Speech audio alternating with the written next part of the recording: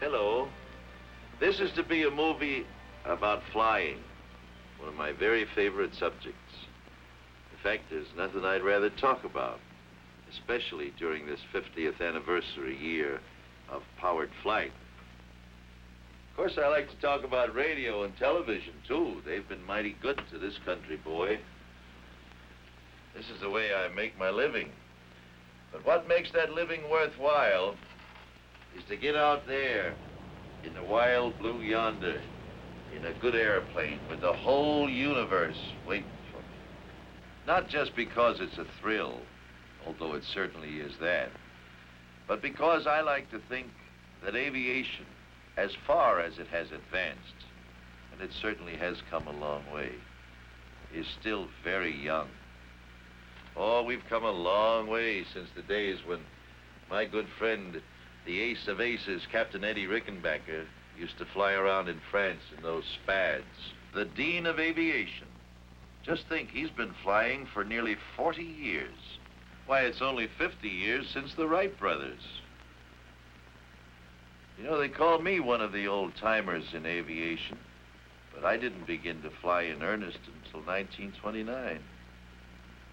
Gosh, that's almost 25 years ago now, isn't it? But you know, I've done more flying in the last 3 years than I did in the first 22. Here, let me show you.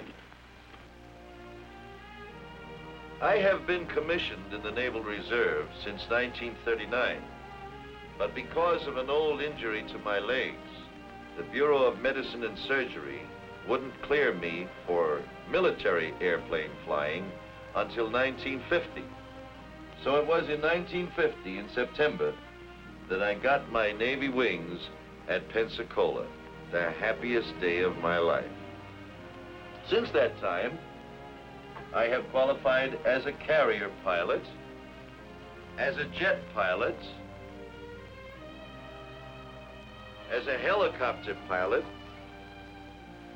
and here is the coveted Navy green ticket, the highest instrument rating given to Navy pilots.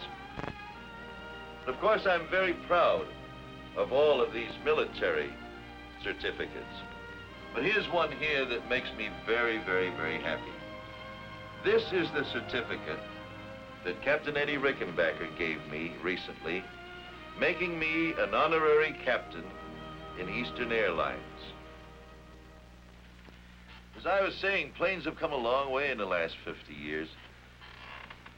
Here's one very much like the one that the Wright brothers used.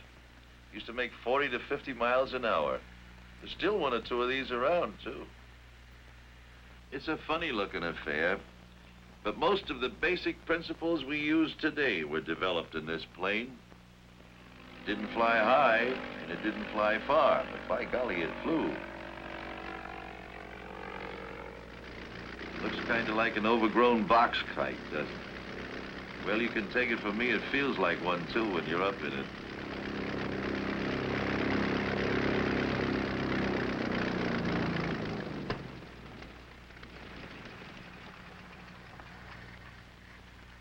You've heard the expression, flying by the seat of your pants? Well, this is where it came from.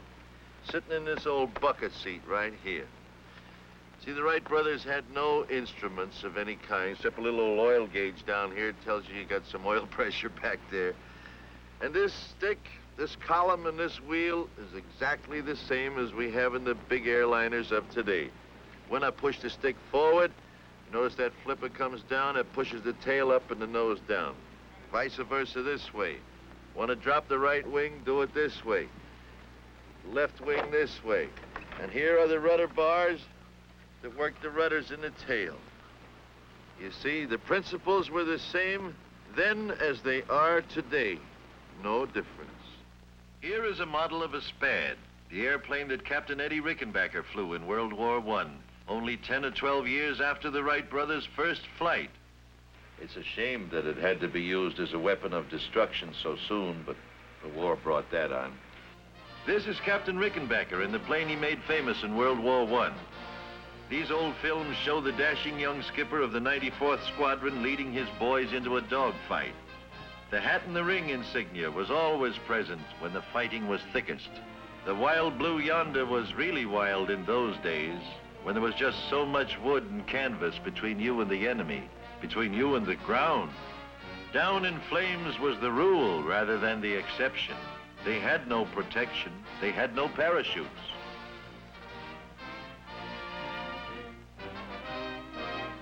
Yes, they paid a high price, but it was through Captain Rickenbacker's exploits in World War I that the terrific fighting power in the airplanes was made known to man. This little Spad carried a very powerful engine for those days and often flew up to 135 miles an hour, straight down. There aren't many of them left, but here comes one of those old-timers now. And look who's flying it. It's Captain Eddie, the one and only, Captain Rickenbacker. Hey, wait a minute. I want to get in this scene myself. Oh, Captain Eddie. How's it feel to be at the controls of this old baby again? Well, frankly, it brings back a lot of memories, Arthur. Some good, some not so good, but maybe we had to do it regardless. You know, many a morning I used to sit around up there at 20,000 feet with the sun at my back waiting for the enemy Fokkers to come around. 20,000 feet in that open cockpit? Right. Nowadays, we got heated and pressurized cabins. Didn't you get cold? Oh, how? It sure was. In fact, we had to come down to thaw out, you know, it gets so cold up there. Yes, Arthur, it's a wonderful little ship, in spite of the fact that it's made up of wood and wires and struts and slack and tape, and pulled together with all of these wonderful combination of gadgets. The fact of the matter is, the only metal in it, the engine and the machine guns, yes, quite a change. And in 30 years, too. True, and on the other hand, when you take a look at the beautiful Super Constellation, all metal. One end to the other, aluminum, steel, brass, copper, in fact, every kind of metal known to science is involved in its structure. Just take a look at that Super Constellation, folks. 114 feet long, with a wingspan of 123 feet. 4 of the latest compounded engines of 3,250 horsepower each. Do you realize how much power that is? Why, each engine has more power than a locomotive. This plane can fly up to around 400 miles an hour, and we are going to take a ride in it. Let's hear what Captain Eddie is saying. Arthur, one of those wheels weighs almost as much as a Spad. By the way, here comes your crew. Oh, hello, Dick. Hi, Dickie boy. Hiya, Captain. How are you? Hello, you. Hello, Captain. Nice to see you. Hello, Captain. Arthur, we're due out of here 2 o'clock. Just 1 hour from now. I'm ready. Well, as long as you fellas are going to do the flying, I might as well go on. Have a good trip. So long, Okay. guys. Thank you, So Captain. long. What a guy. Well, now we're going to take you on a regularly scheduled flight from New York to Miami. Only this time, you're coming up in the cockpit with us, and we're going to show you what goes on behind the scenes. Well, Hugh, how are we fixed? Okay, sir. I'll see you on board. Good. Now, folks, I want you to meet my co-captain for today's trip. This is Captain Dick Merrill. Over 25 years with Eastern Airlines. One of the grandest guys and one of the best pilots who ever lived. I'm sure you know of his exploits as well as I do. To name one, he was the first pilot to fly a commercial flight across the Atlantic and return. What do you say, Captain? I say, Captain, let's check in at crew scheduling and then go look at the weather. Aye, sir, we'll do it.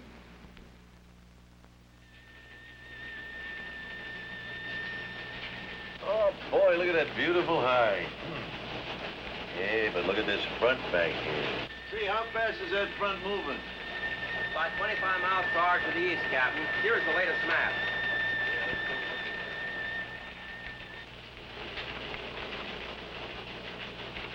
Good. Thanks, Henry.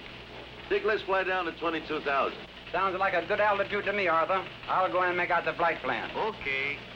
In this room, they get weather reports every hour on the hour from weather stations scattered all over the United States and Canada. Here you are, sir. Hi, Dick. Flight 601, proposed 1400. The dispatcher's office is the central intelligence for all aircraft. They know where every plane is every minute. On this big board, the clerk notes the position of each plane en route, as reported by radio, and the time due at the next checkpoint.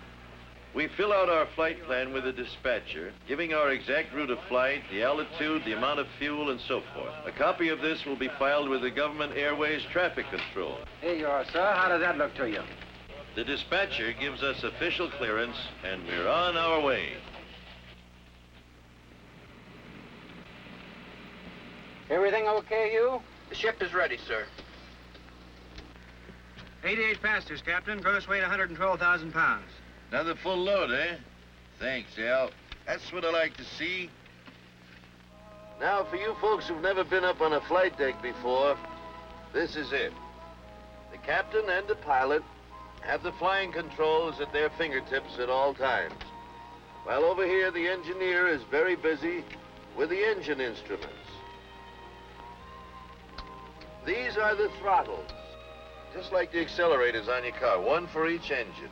2, 3, 4.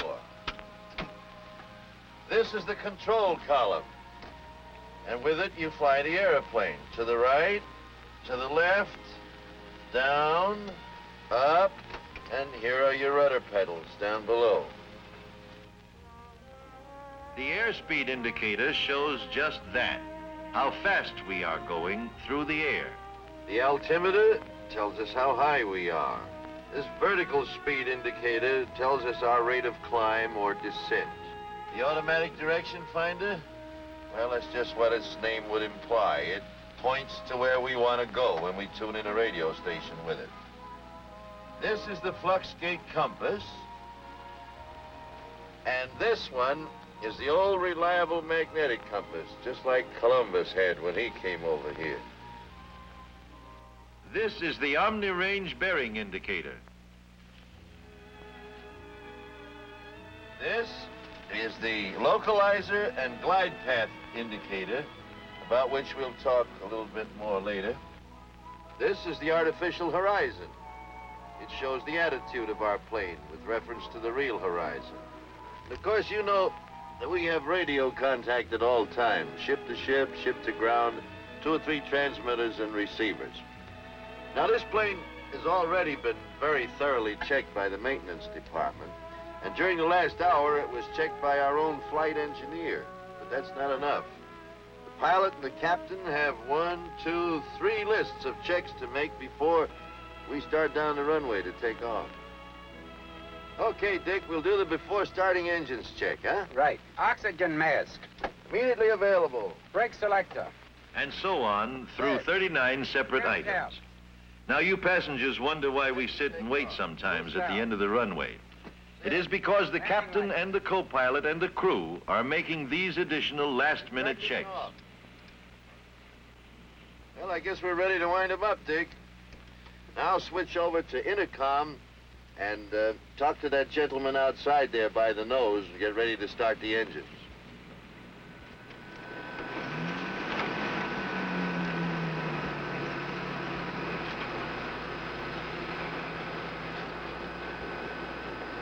Ground to cockpit. Clear to start. Ready to start. Start 3. Turning 3.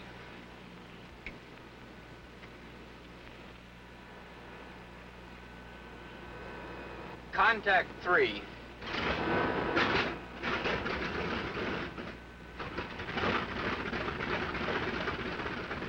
Clear to start 4. Start 4.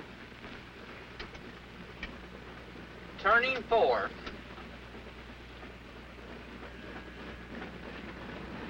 As soon as the second engine starts, the ground crew checks with the cockpit. Hydraulic pressure up. Now the safety pins can be removed from the 3 landing wheels. Otherwise, they could not be retracted when the plane is in the air. Clear to start 2. The same routine is followed for each engine. Clear to start 1.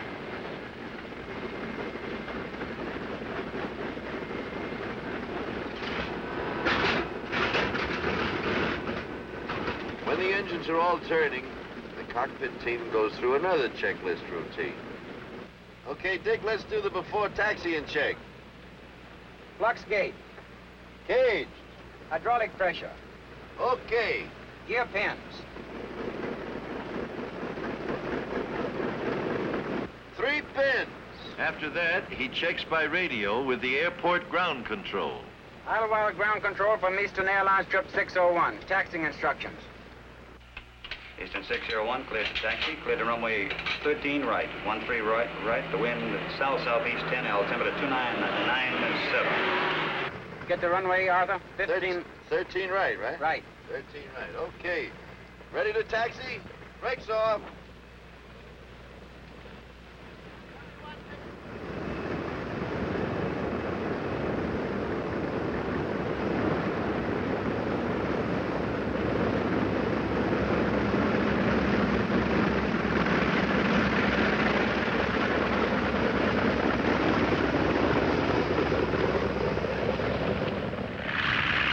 Ground control having given us permission, we taxi over to the warm-up block. You notice they told us which runway to use and the wind direction.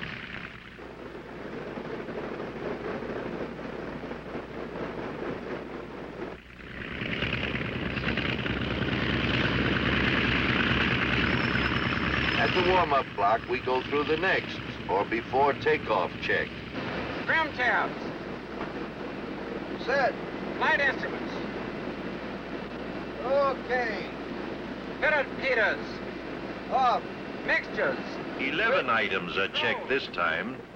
The last check before the plane leaves the ground. Ready to check mags. Number 1.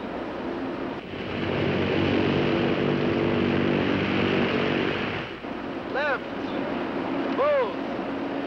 Right. Both. Number 4. And so on until all 4 engines have been run up and checked. We are now ready for takeoff clearance. Idlewild ground control from Eastern 601. Ready for clearance. Roger, Eastern 601, cleared for takeoff. All right, brakes off.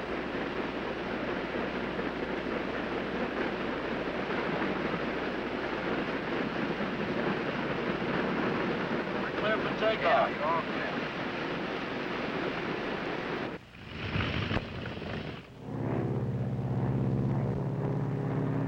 Here we go. Ready for takeoff. Takeoff power. Takeoff now.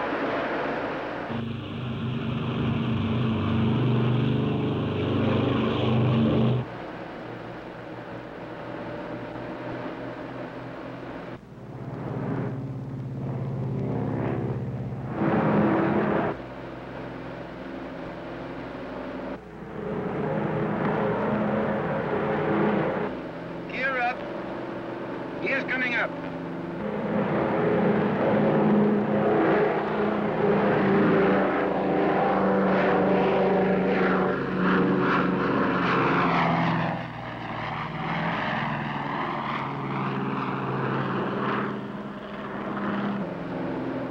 There you are. See how easily she wanted to get off? Big as this Super Connie is, she wants to fly right on off of there.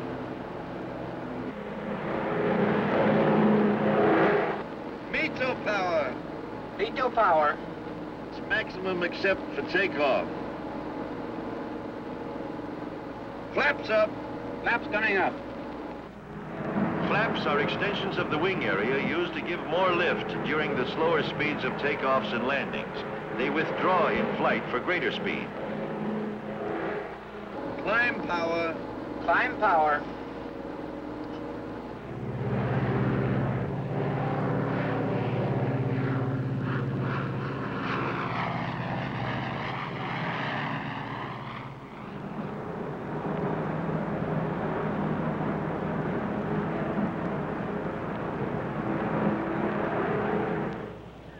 Care for magazine, sir? Copy mechanic? Okay, we finish our climb check. Now it's time for a Chesterfield. Dick. I don't smoke, Arthur. Hugh. Okay, thanks. You get down on the deck, you buy them by the carton, see? Indubitably. What? Yes, sir. I thought you wouldn't wrap your tongue around that one twice. Building up his par.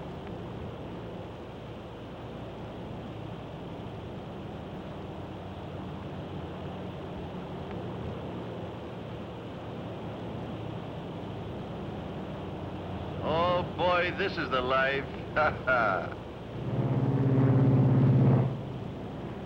Hey, there goes that northbound Silver Falcon. That's one of Eastern Airlines' wonderful twin-engine planes. The new type that has superseded the beloved old DC-3. It's the most advanced twin-engine commercial plane in the air today. She carries 40 people at a cruising speed of around 300 miles an hour.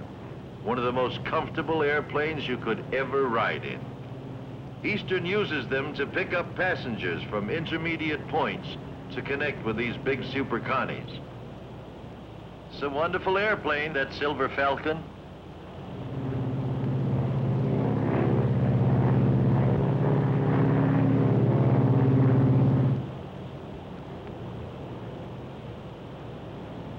Smells like the girls are getting ready to serve dinner back there.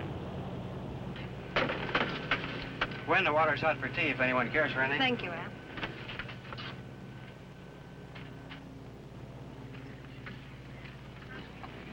Would you like some dinner, sir? How about you, Helen? Oh, this looks delicious.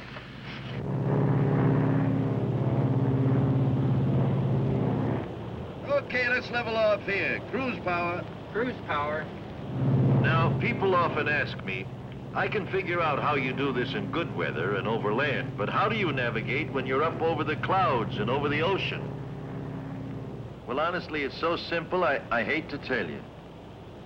Well, for direction, we have the compass, the automatic direction finder, and the Omni range receiver. Let me show you how that works. Dick, take over for a minute, will you? Look, let me show you how it works.